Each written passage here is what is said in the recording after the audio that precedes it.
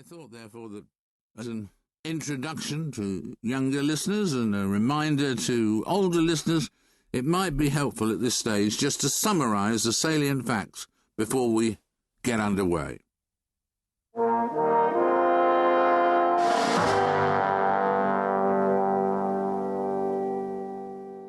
From the moment in March 1973, when one of the 5 Watergate intruders disclosed in a letter to the presiding trial judge that perjury had been committed to shield the criminal involvement of more senior officials of the Nixon administration, until 9 August 1974, when Nixon resigned the presidency in disgrace, Watergate became a U.S. cause célèbre and indeed a national obsession as well. Many U.S. friends around the world thought the country had taken leave of its senses. How could it show such disdain for the man who had brought peace with honour in Vietnam, détente and arms control agreements with the Soviet Union, and a big start towards normal relations with the People's Republic of China? What was Watergate other than a third-rate burglary, as the Nixon people tried to claim? Is it fair to say that even today, many Americans too young to have shared the experiences of Watergate might be posing the same questions? There are several answers as to why this is important. First of all, there's nothing small or insignificant about a number of senior officials from the Nixon administration and campaign gathering in the office of the Attorney General of the United States to discuss such political operations as wiretapping, planting office bugs, and spreading outrageous lies. Such matters go to the very heart of the political process, no small matter in a democracy.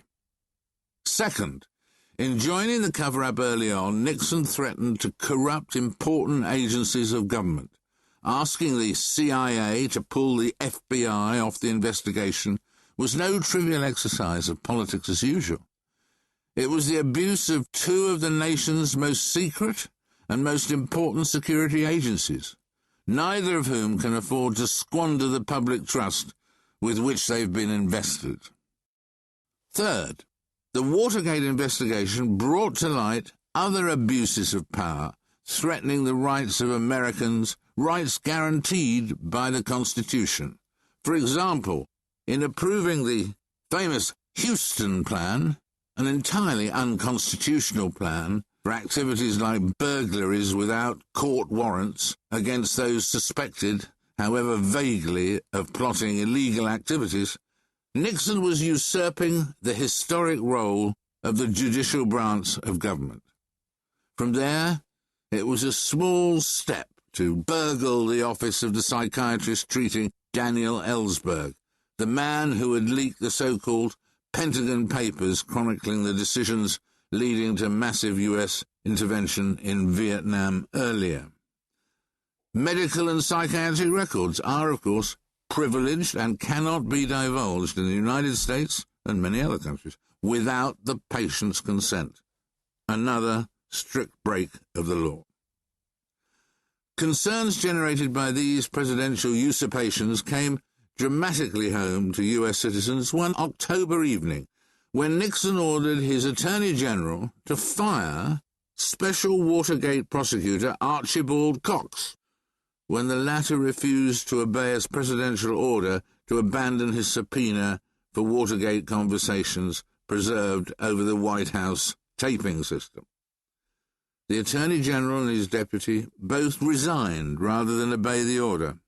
Although the third-in-command executed the order, the national loss of support for Nixon had by then passed the point of no return, and he was forced by a Supreme Court decision to turn over the tapes. The tapes proved damning, both in content and tone.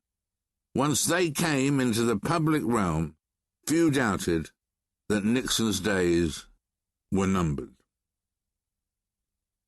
There is, of course, a lot more to be said about Watergate. Nixon had long been known as a political gut-fighter who sought no quarter and provided none to his foes. Even so, had he chosen early on to dismantle his taping system and destroy the incriminating documents, he could